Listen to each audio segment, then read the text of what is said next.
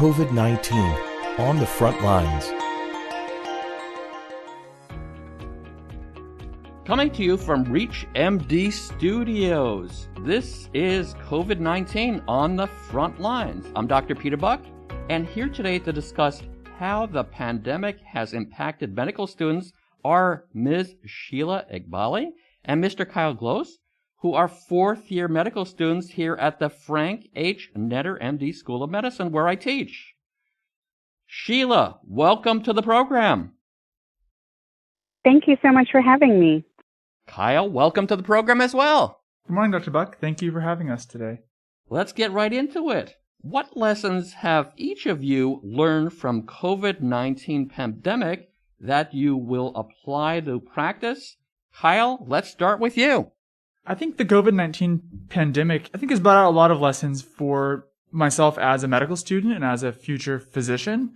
And I think also lessons for myself just as a human being, as a member of our society. And I think that one thing that I think is forefront in my mind is the vulnerability that a lot of my patients have, or future patients will have, to isolation. I think it's something I hadn't recognized very much before the COVID pandemic. I think exacerbated a lot of those things. And I think people who live alone or have a small social safety net that can dissolve quickly. And I think that's something that going forward in my life, even when society hopefully returns back to a more normal state, I'll ask my patients about, and I'll be aware of and mindful of making sure that they have support in that way. Kyle, are there any specific cases that you can think of that you want to share with the audience? Well, sure. So I did my third year at a rural hospital in northern Maine. So our school has this longitudinal integrated track. And so I was up there for 9 months, and the hospital is on the Canadian border. And so a lot of the people who live in this town called Fort Kent have family in Canada. And when the Canadian border was shut down for, an extended period of time, 18, 20 months, a lot of folks couldn't go across to see their parents, or vice versa, couldn't come across to see their children, or the children couldn't come across and see them. And I can think of one patient in particular who she was very ill in the hospital and ended up passing away without anyone by her side because her family couldn't come across to see her. And I think that the level of isolation that she experienced in the end was really dramatic because of the pandemic. But I think that for me, it opened my eyes to the importance of just checking with our patients about isolation in general, because even when the pandemic is over, there are still going to be patients that appear in our practices that are isolated for whatever reasons, whether it's, institutional or systemic, such as the border being shut down, or more personal, like being estranged from family.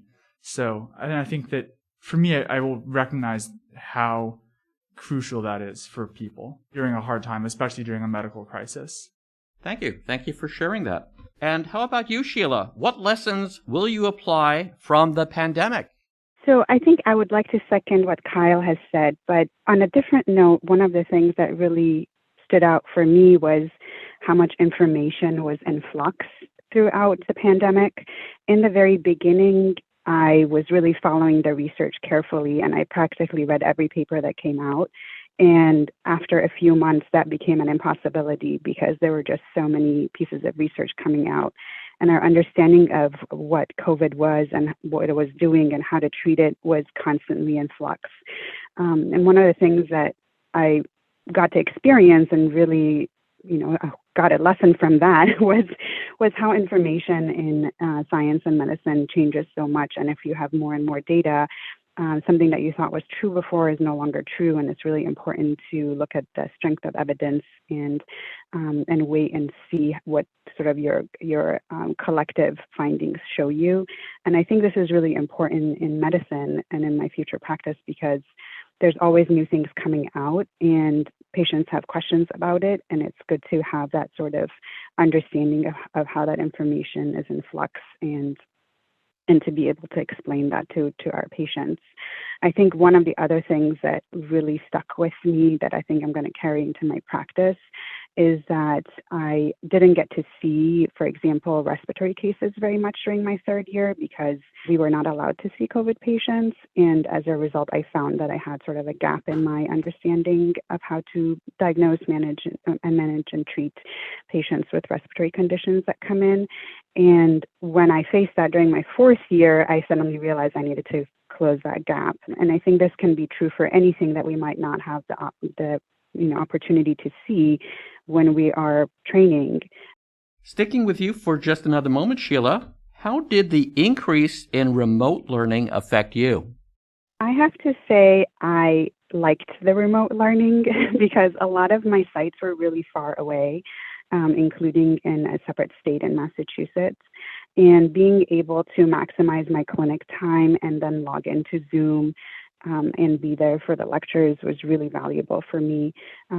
For my psychiatry rotation, my hours were such that if I left to be in person for a lecture, I wouldn't have enough time to meet my weekly hour requirements. And so this, in some cases, was actually pretty critical for me to have the option of maximizing my clinic time.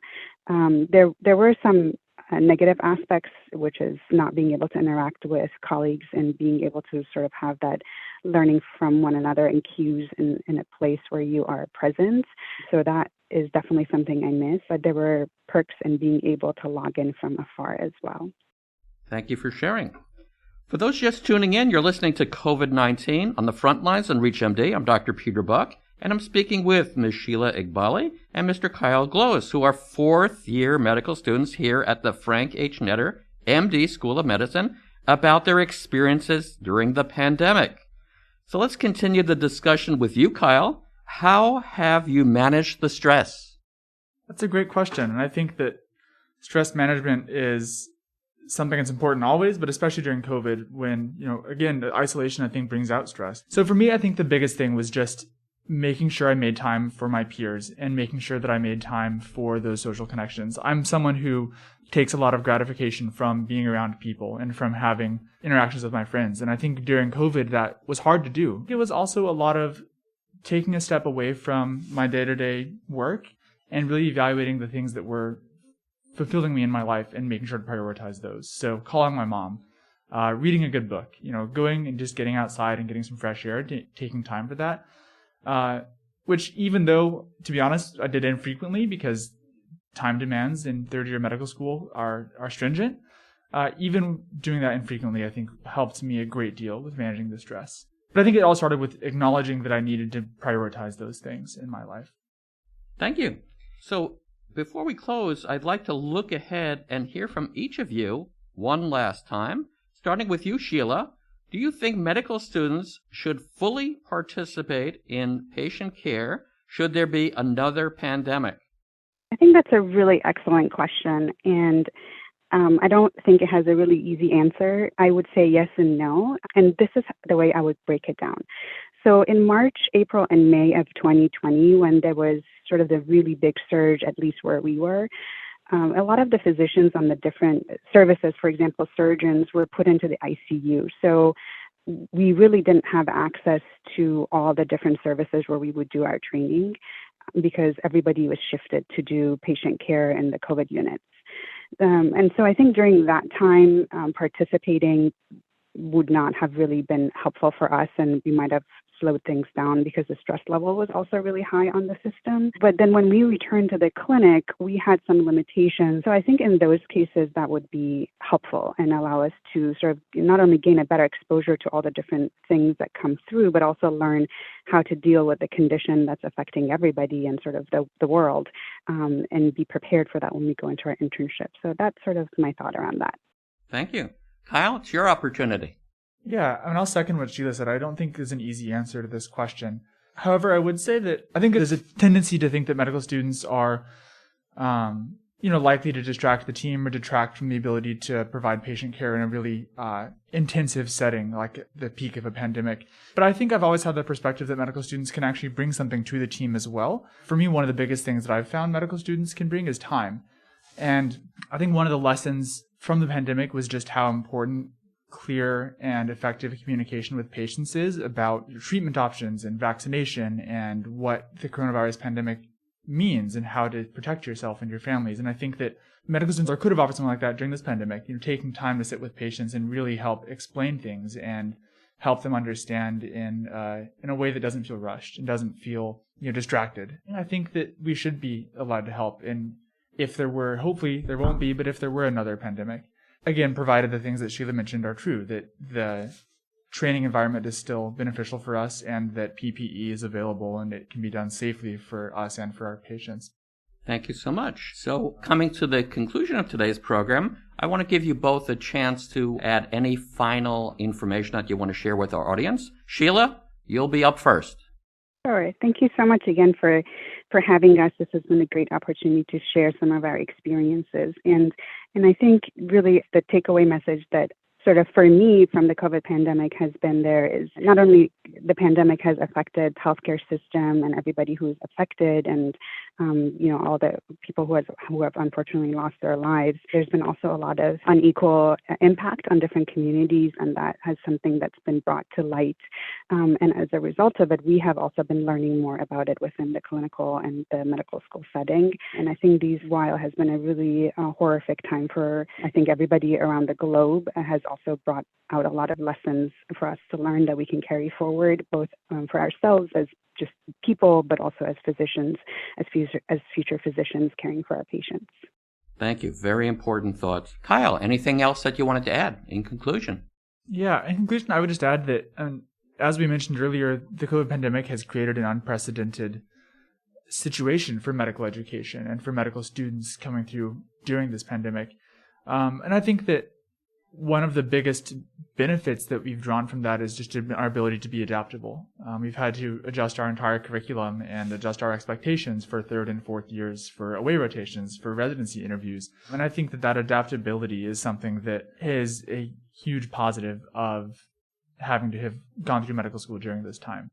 Thank you very much. And as we close, I want to thank my guests, Sheila Eghbali and Kyle Glose, for sharing all of those valuable insights to give us perspective on how COVID-19 pandemic had impacted medical students. Sheila, thank you very much for joining us today. Thank you. Thank you for having me. Kyle, again, thank you for joining us here today as well. Thanks so much, Dr. Buch.